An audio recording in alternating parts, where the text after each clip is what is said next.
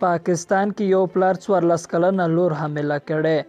د پاکستان په لاهور ښار کې پولیسو هغه پلار نیولی دی چې خپلې دوه مېرنیو لوڼو سره یې تېری کوه او 14 کلنه مېرنۍ لور ترې حامله شوې ده. د بي بي سي اردو د راپور په وینا د لاهور پولیسو مشر ویاند ورته ویلي دي چې له ټسټونو وروسته معلومه شوې ده چې یوه 14 کلنه نجلۍ حامله ده او بله 12 کلنه نجلۍ په اړه لا څه نه دي تایید شوي. پولیسو همداراز ویلي دي چې د نجلۍ مور وایي چې لور یې له تېرو 4 میاشتو راهیسې حامله ده. پولیس وایي چې د نجونو د پلار ټسټونه یې لیږلي دي خو لا تر اوسه پورې پایلې نه دي راغلي تر څو معلومه شي چې له دوی سره تېری کوونکی همدا مېرنی پلار یې دی او که نه.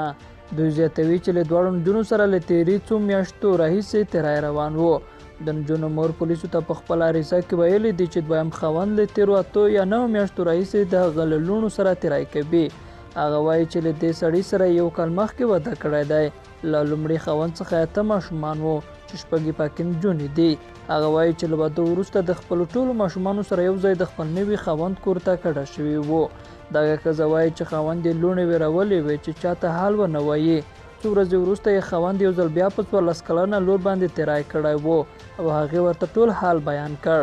هغه وایي چې لوڼه یې له تېرو 8-9 میاشتو راهیسې له دې حالت نه تېرېدې خو هغوی ویرېدلې وې او دې ته یې حال نشو ویلی. هغه وایي چې 14 کلنه لور یې چې ورته حال وویلو نو له هغه وروسته یې 12 کلنې لور هم ټوله کیسه ورته تېره کړه.